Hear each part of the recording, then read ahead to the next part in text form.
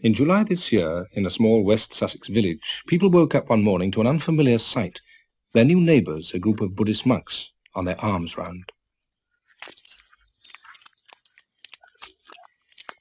Their order has existed in the East for 2,500 years, and they've come to England now in response to a growing interest here in Buddhism.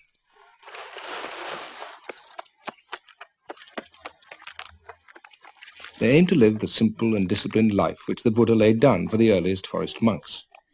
There are many Buddhist groups in Britain, but this is the first attempt at such a traditional approach. They have to follow 227 rules which govern every aspect of their life. The rules provide them with a framework for developing spiritual insight and what the Buddhist scriptures call loving kindness towards all creation.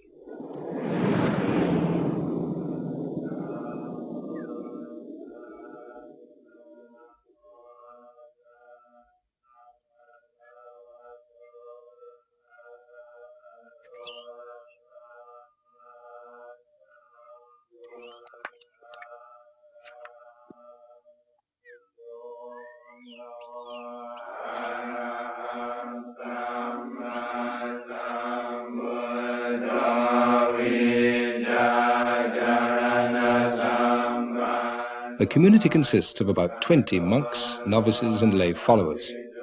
Their day has begun at 4 a.m. with meditation followed by chanting in Pali.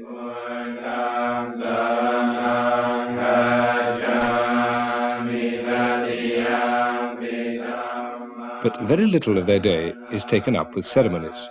They've just moved into a derelict Victorian house with a 100-acre forest nearby.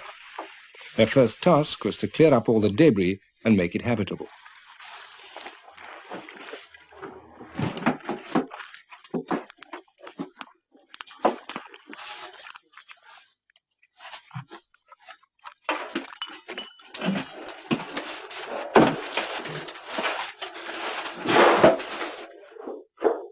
Monks are trained to be content with little. They eat only one meal a day. They don't listen to music, watch television or read novels. They have to remain celibate and they are permitted few possessions.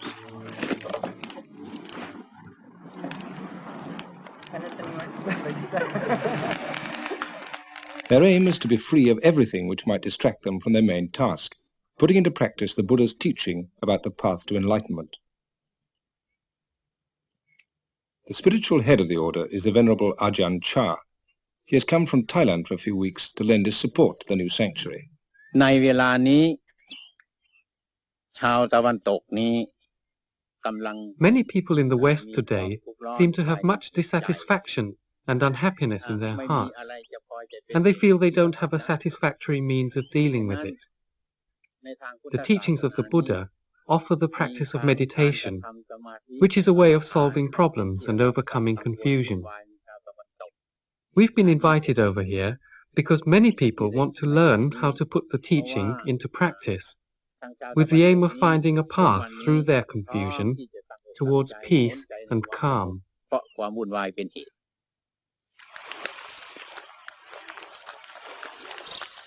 But how is all this going to go down in West Sussex? For hundreds of years, Western Christians have exported their religion. Now, for the first time, the West is on the receiving end. This little hamlet is essentially, it's been steeped in religion for hundreds and hundreds and hundreds of years, Christian religion. We have this little shepherd's church, we always sort of call it, I suppose it was a shepherd's church, which is in the Doomsday Book. And you have the old manor, which was originally an abbey. Even the ground, I would say, was steeped in Christianity. There are just a few people, but they all mind. They do mind terribly. Not that one's anti-anything at all, but this is absolutely alien to the locality. It's an intrusion, it's an invasion. They're all coming from outside. One doesn't know whether they're English, where they come from, anything about them. And they're all searching for something. We've got what we want. I mean, we've only got to look out of this wonderful world, and here we've got a God. Always have had a God. Well, we're not at all anti the monks. I mean, in this godless world, anything that has some sort of spiritual content, which we think they have, is better than nothing. I mean, what is there against them, actually? Well, I think their discipline is very high, as far as I understand. I mean, the people I've met are absolutely delightful. I had a fit nearly when I see them come down in the wood. I looked up as I was working, you know, and I, good Lord, what's this coming? But I didn't know they were around, so I got talking to them and found them very friendly. Well, I think it's all right for us. They keep themselves. They won't do us any harm. I don't know what they're doing now. Are they searching for food? Yes, I disapprove of that frightfully. I reckon these people can get their own. That's what I feel. I've been about too long, I think. The hardest point for the monks to get across was why they went on their traditional alms round. Were they just scroungers, or was this a vital part of Buddhist practice? To try to explain this and many other points, soon after they arrived, they held a meeting in the village hall. A film was shown on their parent monastery in Thailand, where most of them were trained. These monks in northeast Thailand are on Bindabat, the daily dawn walk to receive their food offered by the villagers.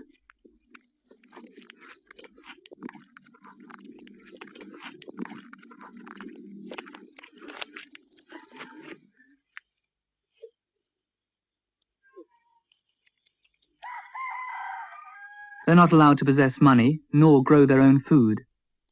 This ensures their total dependence on the lay community, so they can't cut themselves off in a spiritual cocoon.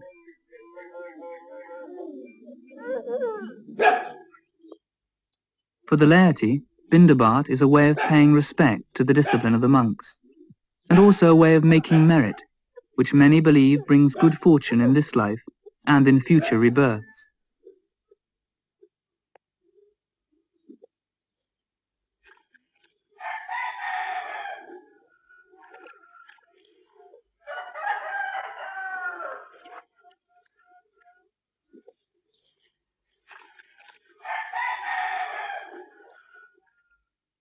Rumours in the Sussex village had been rife.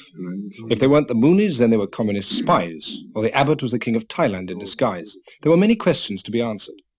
The meeting was chaired by the local vicar. Would anybody like to start the ball rolling? I think this is the most remarkable event which this hall has ever seen. And I'm quite prepared to believe that I shall wake up tomorrow and it was all a dream. And my question is, what is the size of the community?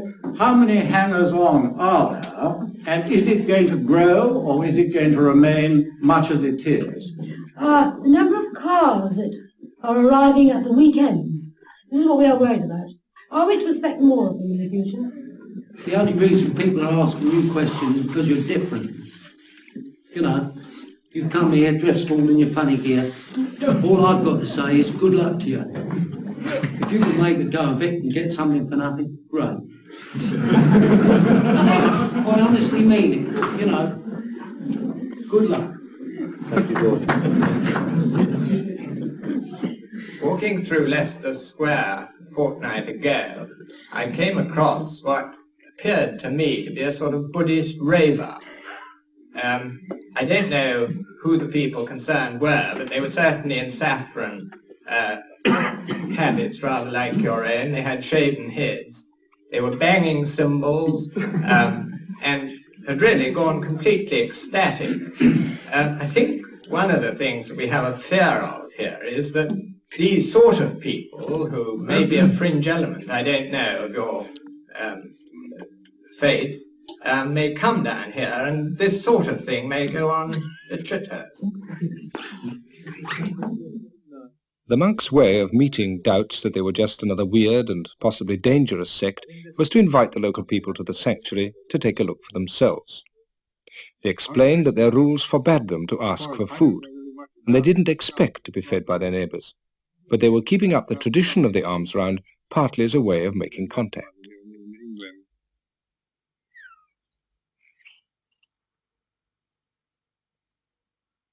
Their one meal a day has to be eaten before noon. Part of their food will be grown by their lay helpers, and the rest will be donated by Buddhist supporters from further afield. Today it's been given by the Hampshire Buddhist Society. This temporary dining room was provided by their chairman, who owns a marquee company. You don't have to be a monk to be a devout Buddhist. You can lead an active business life, provided it's not an immoral one. We've come today to offer a meal to the monks, which is known as dana, and this is an act of giving which establishes a sort of a relationship between lay people and the monks. And it's not, as is often thought, a case of just giving something to gain merit, but ideally, or in the perfect way, giving dana is a case of giving a little bit of oneself, and so it's in keeping with all the basic Buddhist teachings of the dropping ones he gave. I've been asked why I'm Buddhist. It's not very easy to answer that because it's a slow process, and I think a gradual confidence grows, but I suppose it comes down really to the fact that I see, well, it's called dukkha in Pali, which is the old Buddhist language. Probably I understand it as dis-ease, imperfection or suffering, and I see this in others, but more importantly in myself. And I'm of confidence that the Buddhist way of practice is a way of doing away with it gradually. But probably more important than a sort of an intellectual motivation is the fact that I meet monks. I think in all cases the ones that I've met have been wonderful examples of the result of the training, the sort of fruition of it, if you like. พวกชาวพุทธทั้งหลายได้มารวมการกระทำบุญในสถานที่นี้ Today all of you Buddhists have had a chance to come. One of the monks' main roles is to teach. The idea is that the lay people provide food for the body and the monks provide food for the mind. The sanctuary is a kind of spiritual powerhouse where people come to be recharged. So as we see all other people, we see other people's children, that we learn to love other people's children in the same way that we would love our own children. Ajahn Papakaro used to give pep talks of a different kind when he was a US Army captain in Vietnam, where he first encountered Buddhism. I began to practice as a layperson in the Army, and it became quite obvious that if I wanted to continue being a devout lay Buddhist, to practice strictly adhere to the training precepts that are taught and things, that just to wear a military uniform would be against those teachings. I thought if I wanted to do it 100%, that it would be best to become a monk. And here I am, 8 years later. Tanaranyabo has been a policeman, a merchant seaman, a TV engineer and a barman, but for the last 3 years a Buddhist monk. The Buddha's teaching was always intended to be flexible, and there's nothing in it which prohibits adapting to new ways, provided they don't contradict the basic principles. I'm not a very high-minded person. In fact, high-mindedness sometimes I find more aggravating than just a basic, down-to-earth approach to life. Honesty is all it's about. Trying to be totally honest about things as they are and about you as you are. Because man needs to know, apart from his job and everything, which is part of his life, men need to know who they are. Who you are and what you are, not what you're doing, what you are, is very important. And monks are concerned more with that. Because, I mean, I myself have done many things, different kinds of jobs. But I didn't know who I was. If a man gets too separated from the world or his environment, he gets ill. I think I've seen that in myself and in other people, a kind of alienation, loss of harmony. To have harmony, you need to know yourself. And harmony is the greatest peace and happiness. If you don't have harmony, it doesn't matter what you've got.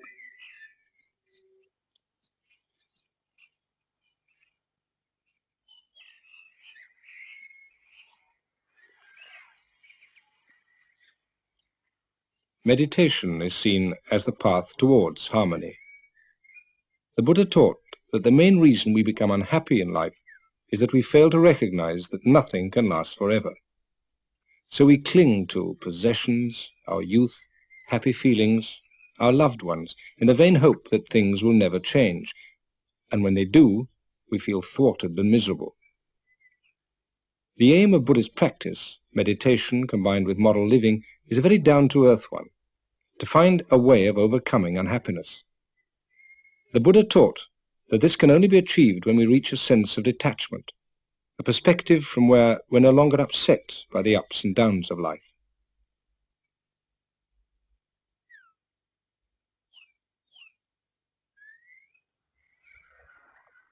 When we accept that all existence is impermanent, we begin to take things in our stride. And once we stop clinging to things as though they last forever, then we begin to overcome unhappiness.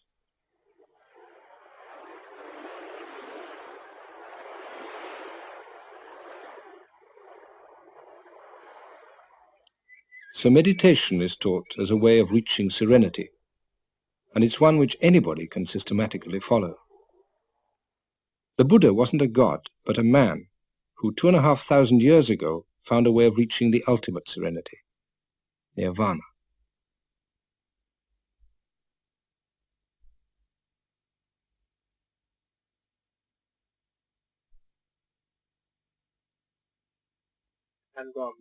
But meditation isn't regarded as something just for monks. Does your meditation include the mindfulness aspect which was taught by the Buddha? One of the first visitors to the center was Rear Admiral Shattuck. He developed his meditation technique when he was Admiral commanding the Malayan area. I think what is significant about meditation at the present moment is the way in which it's spreading. It is a form of scientific prayer which people can learn by stages, and not only learn, but be convinced by stages that they are doing something which is benefiting themselves, not because they become richer or do their job better, but simply because they feel much more complete in themselves as a more complete person. The object of the exercise is simply to find the inner resources of your being and make more use of them in your daily life. When one has the greater sensitivity that the development of the mind gives you, you are better able to know how to help your fellow men and what they need and what you yourself can give them which will help them on their way. I think this is the object. It's a selfless object. It's not a selfish object, although selfish satisfactions may come from it incidentally. Meditation is often thought of as a self-centered pastime associated with hippies and dropouts rather than admirals. But many of the people here have come not to escape the world, but to find out how to be more effective in it. I'm an occupational therapist. I was working in a psychiatric unit with people who had different kinds of emotional disturbance, and I enjoyed the work, but I felt that there was probably a better way to help people, and that really I needed to learn a bit more about life and about myself so that I could begin to have some understanding of the sort of things that were happening to these people.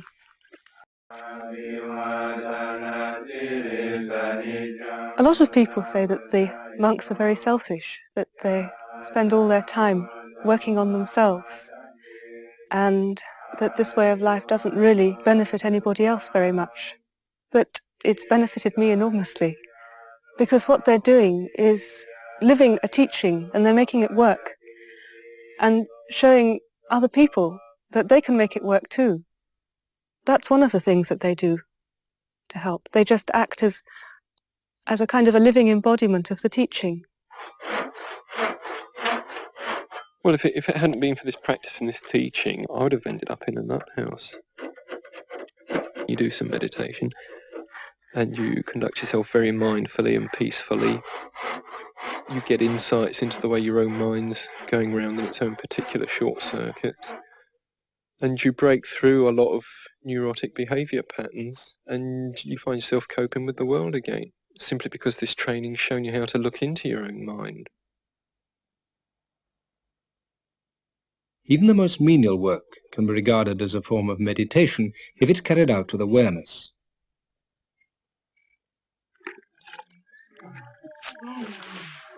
The aim of the training is to make them constantly aware of the present moment.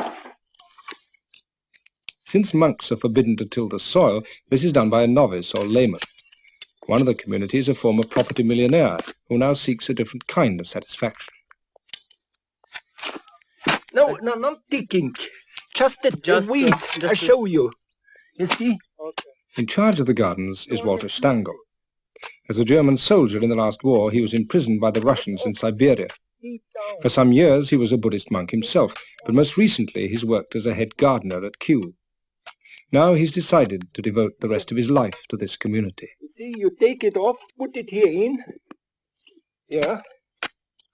Through Buddhism, I found out more or less or a little bit who I am, and I'm still discovering how little I am. Buddha said, don't believe in me, what I say.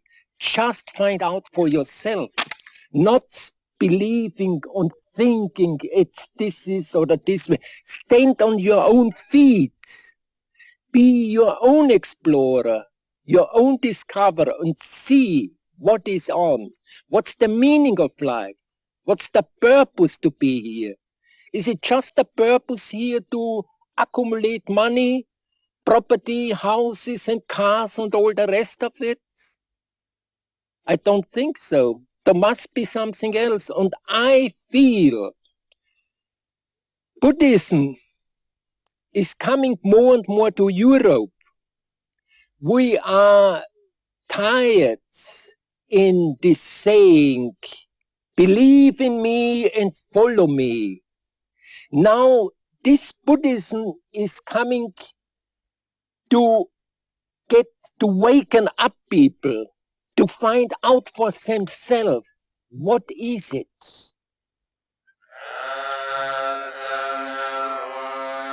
The Buddha taught that understanding is more important than believing, and that enlightenment doesn't come in the form of grace from a divine power, but as a result of man's own efforts to understand the teaching. Here the monks are performing a ceremony for a couple who've recently been married. The groom was once a monk himself. There's no dishonor in having disrobed, since Buddhists accept that all states are subject to change.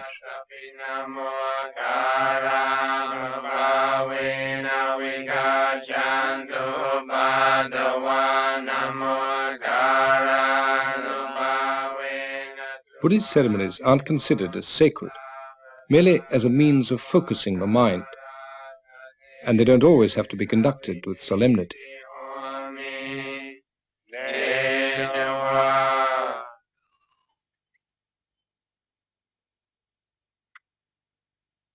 At the end of the ceremony, they tie a thread as a gesture of good luck. Even the cat benefits from the ritual sprinkling.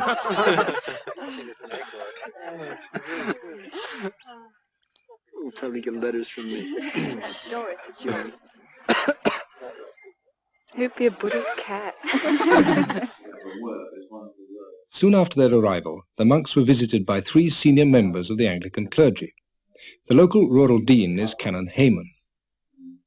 Could be asked why you come from another culture wearing the particular robes that you do wear into our society, which has a long, rich tradition of spirituality and meditation.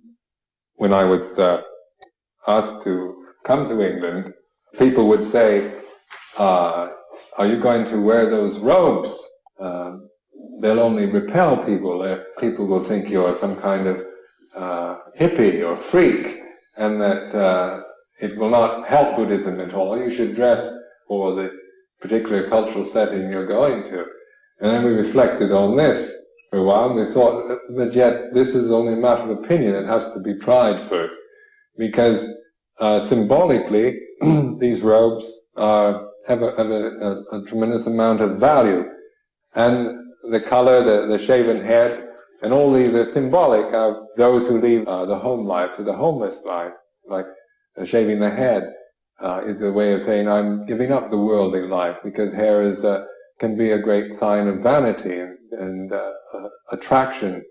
But we're not here to criticize or to fault find with the society, but to show by our own example a way that is possible to live in this society without being caught in the foolishness of it. But not all local Christians were so willing to listen. Pastor Carter is a minister from the Evangelical Church. Jesus said, I am the way, the truth, and the life. No man cometh unto the Father but by me. I am the door. And what's happening? All these false religions are coming in from the East. False cults are coming in from America. We're dabbling in the occult, and this is not the answer. The answer is found in the Lord Jesus Christ. And so come back to your question. I'm sorry, and I'm grieved that England is now turning to all these false religions which are not really the answer. Buddha is dead, but Jesus Christ is alive. It is a great responsibility, but it is a joyful responsibility to go and tell all mankind about the love of the Lord Jesus Christ. Hello. My name is Pastor Carter from the Hazelmere Evangelical Church. How do you do? Now I come to you from all the Bible-believing Christians in this area, and I've come to tell you the great message that Jesus Christ loves you, and he died for you to save you from your sin, and he's living today. I was only speaking to him this morning. He's a living Lord. He's a living Lord. And I've come to... The monks willingly accepted the gift of a Bible, but they made no attempt to convert the pastor in their turn.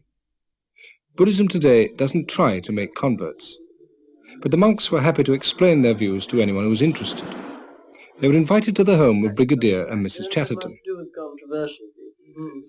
I think it's very interesting that young people are turning to, if I may say so, Buddhism or that form of spiritual situation, because the Christian church hasn't got the hold that it had. I mean, it's only 11% of 52 million people. Yeah. It doesn't grip, does it? Doesn't seem to, no. No, that's the point. We see religions, any religion, as a convention or a tool or some kind of vehicle which we use in order to transcend the worldly suffering, the cycle of birth and death, in order to be one with the ultimate truth. And I think in Christianity, maybe the conventions they use, the words are different, the way they talk, but it all is pointing in the same direction, at that which is, say, beyond description, that which we call immortal, or beyond birth and death, that which is perfect and complete. Yes. We're not claiming that ours is the only true path, but it is one of the conventions that we, through our own personal practice and experience, have found very useful and beneficial. The main problem when one religion tries to understand another is the lack of a common vocabulary. This is what the local clergyman hoped to find.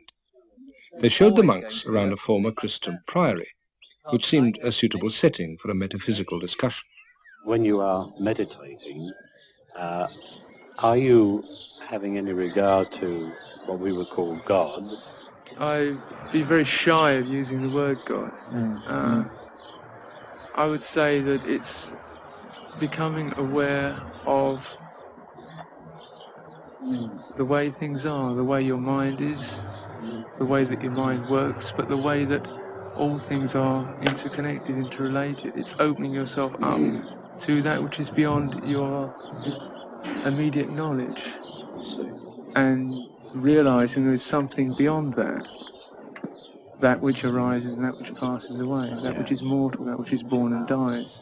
But whatever that is, you can't understand it and you can't name it. What I'm worried about is that we don't seem to have a word which we can both use to describe what we're seeking. If I'm seeking ultimate truth, and if the abbot and Buddhist monks are seeking the ultimate truth, and if we accept that the ultimate truth cannot alter or be anything different, then there must be some way in which we can communicate with each other. The world will separate us, right? He's a Buddhist, I'm a Christian.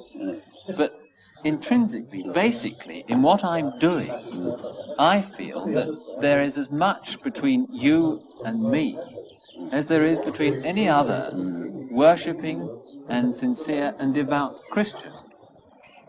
So that I can see it gets anywhere. Local clergymen like the Reverend Christopher Boxley feel they personally can find a meeting point. But for the Church of England as a whole, does the presence of Buddhism in any way pose a threat? It can't be bad if it's something that challenges you. And the presence of Buddhists in rural West Sussex, which is traditionally the sort of heart of the Church of England, the challenge in itself must be something which says, well, what is this tradition? If our tradition is worth anything, the tradition of Christianity, the tradition that many of us have been prepared to die for and all sorts of things, really, what is it saying? The old argument of the Church of England being the Tory party at prayer. I mean, this is something which does put a lot of young people off. We need somehow to say that beyond the dreariness, beyond the formality, beyond everything that you associate with churches and boredom, there is a tradition of seeking the truth. The Buddhists have given us, or by being here, give us the opportunity to look at our own traditions and, I hope, to preserve what is worthwhile in those traditions, but to have the courage also to say about some of them that really they're not worth keeping. It's early days yet to see how Sussex will take to Buddhism. But it doesn't seem likely that familiar rituals will be abandoned in favour of Sunday afternoons in the lotus position. By comparison with the active pursuits of rural Sussex, Buddhist meditation might seem a rather passive and therefore unrewarding pastime. The monks don't condemn the active life, but their hope is to demonstrate to their neighbours that the most effective actions come from a still mind, and that the path to the still mind is meditation. The Buddha said, when a man attains wisdom through the teaching, he becomes serene and at peace, like a lake, which is deep, clear, and still. Many people say Buddhism is very nihilistic, which, when you look at it in terms of you, your little self, living in this vast universe, it is. It's a total annihilation in a sense. But it's an annihilation of that small-minded way of looking at the world, always from you, ego-centered thing. But that's not all there is. And when that dies, something very beautiful comes into being. And that's the side of people who don't understand when they make that accusation. And as I've seen with people who've meditated, the more they've stuck it and meditated and their self has been ground away, they just start to blossom. It's incredible. I mean, if that's death, I mean, that's fine with me. All this can never be fully understood if all we do is talk about it. Just as we can never know whether an apple tastes sweet or sour, unless we actually taste it for ourselves.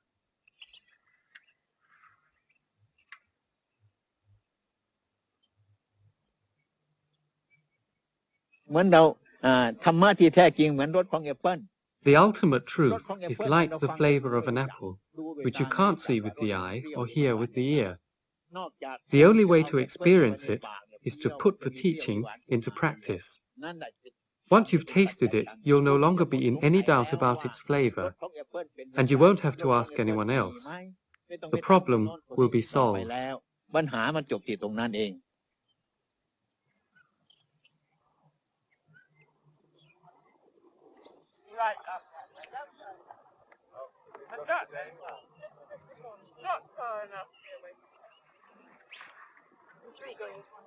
What? 3 people, this is one off the petrol. We invite you to come and visit us. What? We invite you to come Oh, and visit that's us. very kind of you. We'd love to, yes. So you can When see you're- what we're doing. When you're... what you're up to. What we're up to.